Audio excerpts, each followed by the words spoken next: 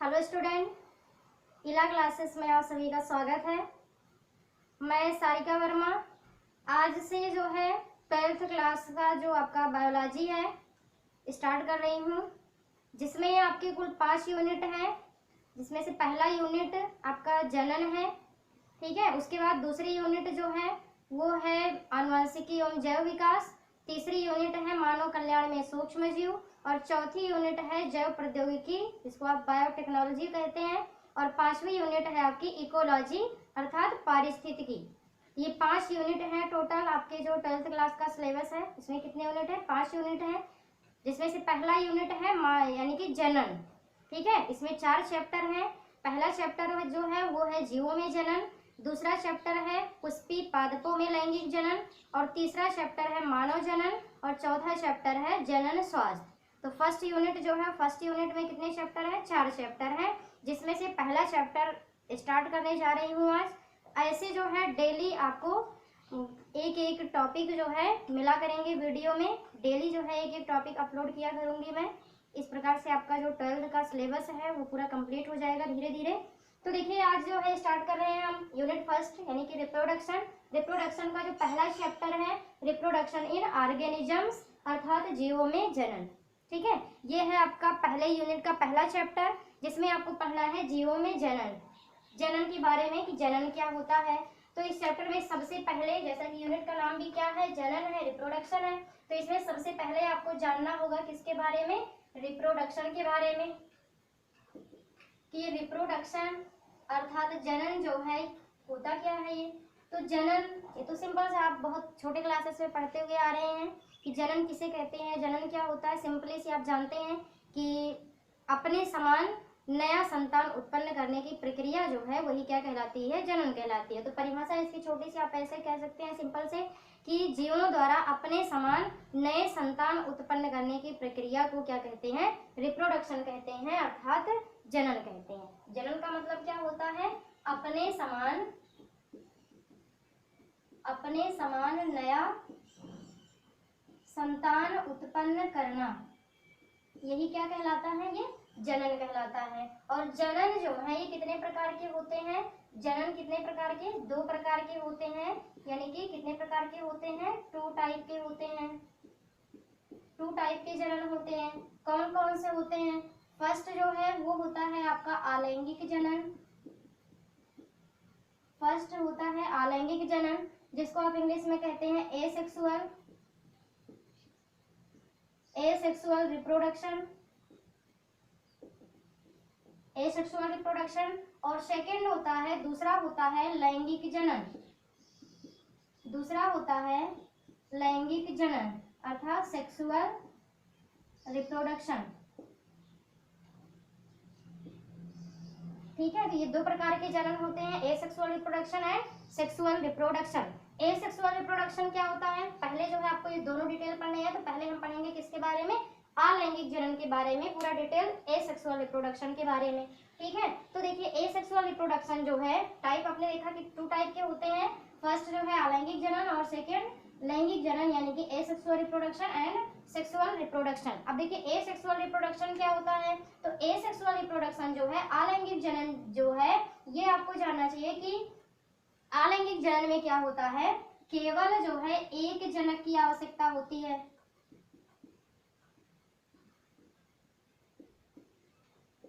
या आप कह सकते हैं जिस प्रकार के जनन में केवल एक जनक की आवश्यकता होती है वो क्या कहलाती है? अलैंगिक जनन कहलाती है। अलैंगिक जनन में केवल एक जनक की आवश्यकता होती है, यानी कि एक ही जनक से जो है दूसरा नया संतान उत्पन्न होता है। तो ये होता है अलैंगिक जनन, एक ही जनक की आवश्यकता होती है। इसमें अलैंगिक जनन ऐसा जनन होता है जिसमें केवल एक ही जनक की आवश्यकता होती है, और इससे जो है जो नए संतान उत्पन्न होते हैं, इससे जो नए संतान उत्पन्न होते हैं इसको क्या कहा जाता है? अलैंगिक जनन के द्वारा जो नए संतान, या हम कह सकते हैं एक जनक के द्वारा जो नए संतान उत्पन्न होते हैं उसको हम कहते हैं क्लोन। ठीक है, उसको हम क्या कहते हैं? क्लोन कहते हैं। और इसे हम क्लोन इसलिए कहते हैं क्योंकि इनके द्वारा जो नए संतान उत्पन्न होते हैं वो आपस में भी समान होते हैं और अपने जनक के हूबहू समान होते हैं। वो आपस में भी समान होते हैं और अपने जनक के भी एकदम समान होते हैं। इसीलिए हम इनसे उत्पन्न जो है संतान को क्या कहते हैं, क्लोन कहते हैं। ठीक है, आपको समझ में आया होगा। अलैंगिक जनन क्या होता है? अलैंगिक जनन में केवल एक ही जनक की आवश्यकता होती है। इससे जो नए संतान उत्पन्न होते हैं उसे हम क्लोन कहते हैं। क्लोन इसलिए इसे कहते हैं क्योंकि इनसे जो संतान उत्पन्न होते हैं वो आपस में भी समान होते हैं और अपने जनक के भी एकदम समान होते हैं। ठीक है, ये होता है अलैंगिक जनन। और अलैंगिक जनन परिभाषा ये आप लिख सकते हैं इतना। ठीक है, अलैंगिक जनन जो है इसकी विधियां जो होती हैं वो आप देख लीजिए। अलैंगिक जनन की यानी कि एसेक्सुअल रिप्रोडक्शन की प्रोसेस जो होती है, अलैंगिक जनन की विधियां कौन कौन सी होती हैं? तो अलैंगिक जनन की मुख्य जो है 5 विधि होती है। अलैंगिक जनन के जो होते तो ऐसे बहुत सारे हैं, लेकिन मुख्य रूप से कितने होते हैं? 5 होते हैं। पहला जो होता है वो होता है द्विविभाजन, जिसको आप कहते हैं बाइनरी फिजन। जिसको आप क्या कहते हैं? द्विविभाजन अर्थात बाइनरी फिजन। ये किस प्रकार के जीवों में होता है? तो इसका एग्जाम्पल जैसे आपने पढ़ा होगा अमीबा। ठीक है, इसका एग्जाम्पल क्या हो जाएगा? अमीबा। अमीबा में जो है किस प्रकार का जनन होता है? अलैंगिक जनन होता है। और अलैंगिक जनन किस विधि के द्वारा होता है? तो अलैंगिक जनन अमीबा में जो है किस विधि के द्वारा होता है? बाइनरी फिजन यानी कि द्विविभाजन विधि के द्वारा होता है। द्विविभाजन विधि होता क्या है? जैसे कि आप जानते हैं अमीबा जो है, मान लीजिए ये अमीबा है आपका। ठीक है, अमीबा आप जानते हैं कि एक ही कोशिका का बना हुआ होता है। अमीबा जो है वो यूनिसेलुलर ऑर्गेनिज्म है। ठीक है, तो इसमें जो है क्या होगा? केंद्रक होगा। और ये क्या है? अमीबा है। ठीक है, एक ही सेल होती है अमीबा की। तो जब इसमें क्या होना होता है? जनन होना होता है, रिप्रोडक्शन होना होता है। तो किस प्रकार का जनन होता है? अलैंगिक जनन होता है। और किस विधि के द्वारा? बाइनरी फिजन यानी कि द्विविभाजन विधि के द्वारा इसमें जनन होता है।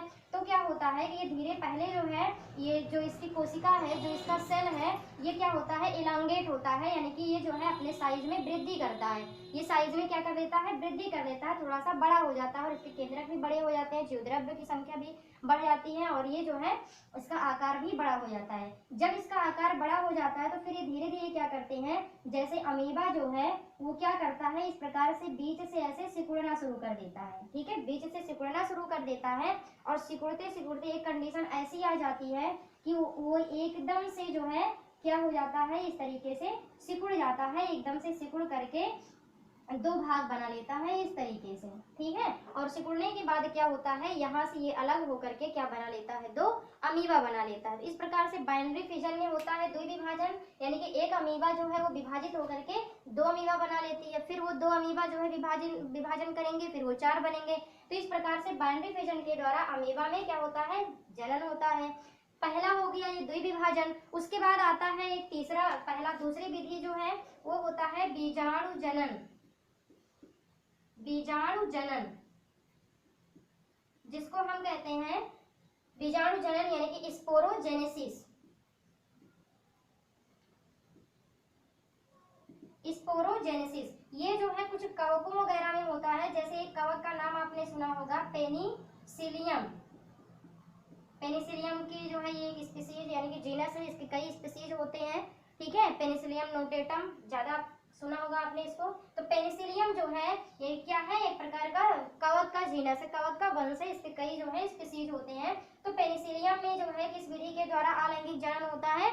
ये बीजाणु जनन विधि के द्वारा अलैंगिक जनन होता है। इसमें होता क्या है कि जो पेनिसिलियम होते हैं, जब ये हम कह सकते हैं कि जब अनुकूल परिस्थितियां आती हैं तो क्या होता है, यानी कि जब इनके जो है हम कह सकते हैं कि जब प्रतिकूल परिस्थिति आ जाती है तो इसमें क्या होता है? बीजाणु जनन यानी कि बीजाणु जनन के लिए एक जो है स्पोर सैक का निर्माण होता है और उसमें खूब ढेर सारे किसका निर्माण होता है? बीज का निर्माण होता है।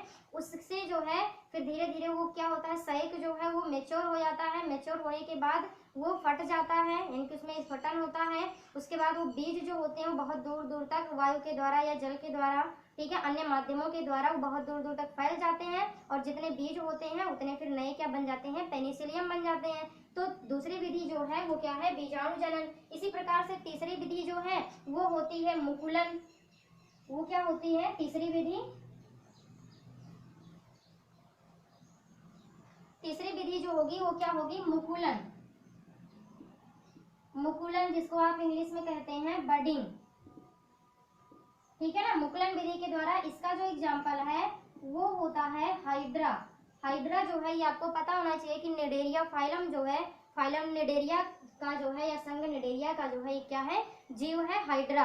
और इसमें क्या होता है? मुकुलन विधि के द्वारा, बड के द्वारा यानी कि बडिंग के द्वारा अलैंगिक जनन होता है। बडिंग का मतलब क्या होता है कि हाइड्रा का जो शरीर होता है उसके शरीर पर जो है कहीं ना कहीं किसी जगह पर एक गांठ जैसी संरचना बन जाती है, मुकुल जैसी या बड जैसी संरचना, जिसको आप कली भी कह सकते हैं, बड जैसी संरचना बन जाती है। और धीरे धीरे क्या होता है? मैच्योर होता है। मैच्योर होकर के वो क्या हो जाता है? अपने जनक से यानी कि अपने मातृ हाइड्रा जो होता है उससे अलग हो जाता है। इस प्रकार से हाइड्रा में क्या होता है? अलैंगिक जनन किस विधि के द्वारा? मुकुलन विधि के द्वारा होता है। उसके बाद आता है खंडी भवन, ये आपका था तीसरा।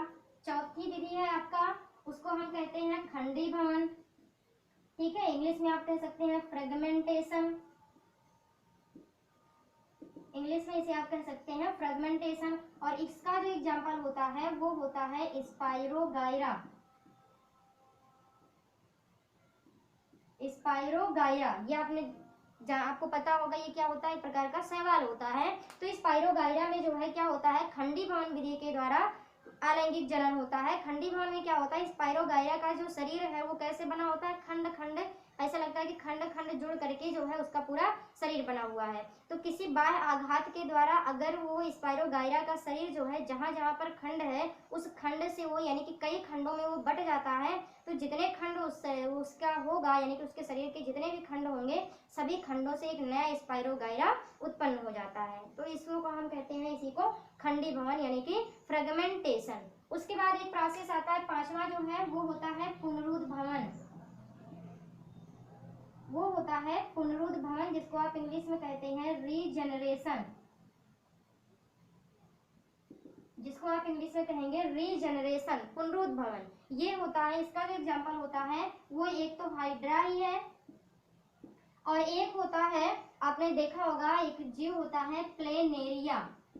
वो जैसे छिपकली होती है, थोड़ा थोड़ा सा उसका आकार जो होता है उसी के तरह से होता है देखने में, जैसे छिपकली जैसा होता है, लेकिन वो छिपकली नहीं होता, वो क्या होता है? एक जीव होता है प्लेनेरिया।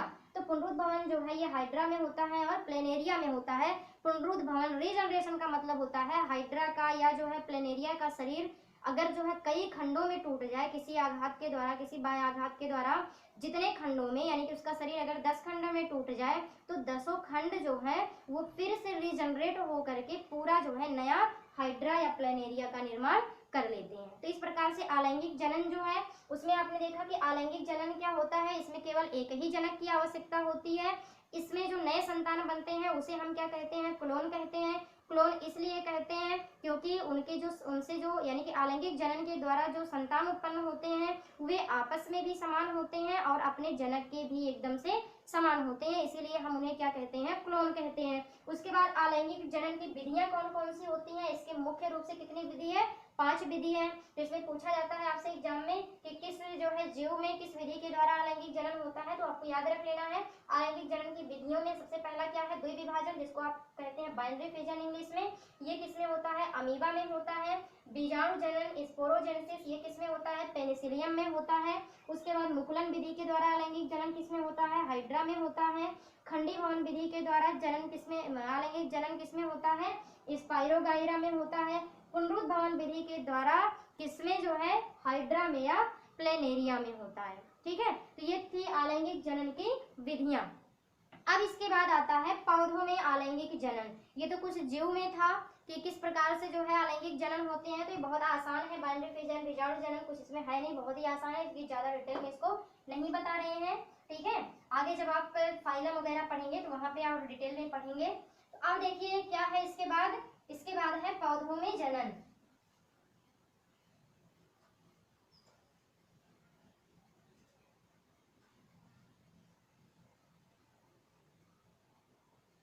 इसके बाद का जो टॉपिक है वो है पौधों में जनन यानी कि रिप्रोडक्शन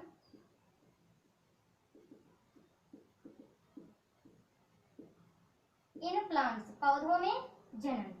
ठीक है। तो पौधों में जनन जो है किस विधि के द्वारा होता है, किस प्रकार से, तो पौधों में अलैंगिक जनन और लैंगिक जनन दोनों होता है। तो इस चैप्टर में आपको केवल अलैंगिक जनन के बारे में ही पढ़ना है, लैंगिक जनन आप पढ़ेंगे दूसरे चैप्टर में। तो प्लांट्स यानी कि रिप्रोडक्शन इन प्लांट्स आपको पढ़ना कौन सा जनन, अलैंगिक जनन। तो प्लांट्स में जो अलैंगिक जनन होता है यानी कि प्लांट्स में कैसा रिप्रोडक्शन, एसेक्सुअल,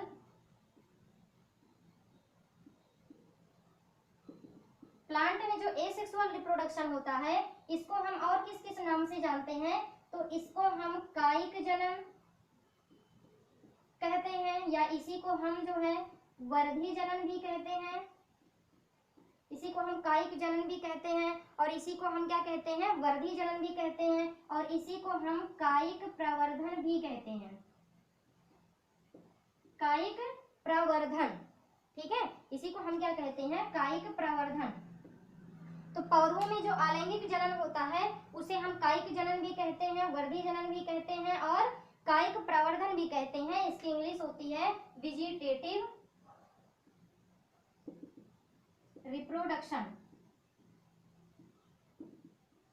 ठीक है, वेजिटेटिव रिप्रोडक्शन। पौधों में जो है जो अलैंगिक जनन होता है उसे हम कायिक जनन भी कहते हैं, कायिक प्रवर्धन भी कहते हैं और वर्धी जनन अर्थात वेजिटेटिव रिप्रोडक्शन भी कहते हैं। पौधों में जनन होता कैसे है यानी कि कायिक जनन, तो कायिक जनन जो है पौधों के जो कायिक अंग होते हैं यानी कि जो मातृ पौधा होगा उसके कायिक अंग, जैसे कि आप कह सकते हैं जड़, तना, पत्ती, इनके द्वारा जो है नए पौधों का निर्माण होता है, तो उसी को हम क्या कहते हैं, कायिक जनन कहते हैं। कायिक जनन किसे कहते हैं, पौधों के कायिक अंग।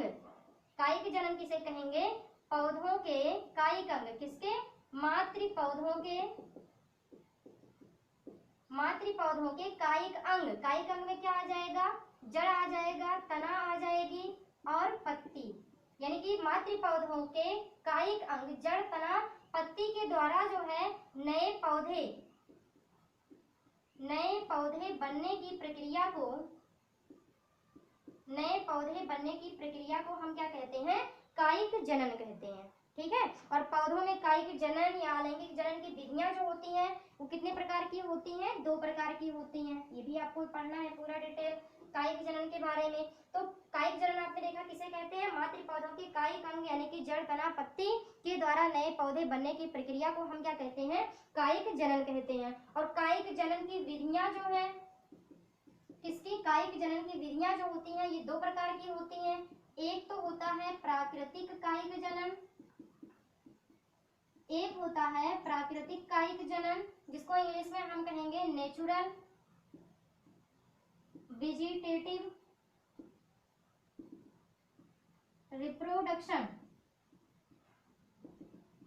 Natural vegetative reproduction. और दूसरा जो होता है वो होता है कृत्रिम कायिक जनन, दूसरा होता है कृत्रिम कायिक जनन, इसको हम कहेंगे आर्टिफिशियल वेजिटेटिव रिप्रोडक्शन। तो पौधों में कायिक जनन जो होती है इसकी 2 विधियां होती हैं। पहला तो होता है प्राकृतिक कायिक जनन यानी कि नेचुरल रिप्रोडक्शन, नेचुरल जो है वेजिटेटिव रिप्रोडक्शन, और दूसरा होता है कृत्रिम कायिक जनन यानी कि आर्टिफिशियल वेजिटेटिव रिप्रोडक्शन। तो इस 2 विधियों के द्वारा होता है। अब प्राकृतिक कायिक जनन क्या होता है और कृत्रिम कायिक जनन क्या होता है, तो इसको हम बताएंगे आपको अगले वीडियो में। ठीक है, तो उम्मीद है कि आपको ये समझ में आया होगा। ठीक है, तो समझ में अगर आया होगा आपको तो प्लीज़ आप इस चैनल को सब्सक्राइब कीजिएगा, लाइक कीजिएगा। ठीक है, और जो कोई प्रॉब्लम होगी आप उसको कमेंट में बताइएगा। ठीक है, थैंक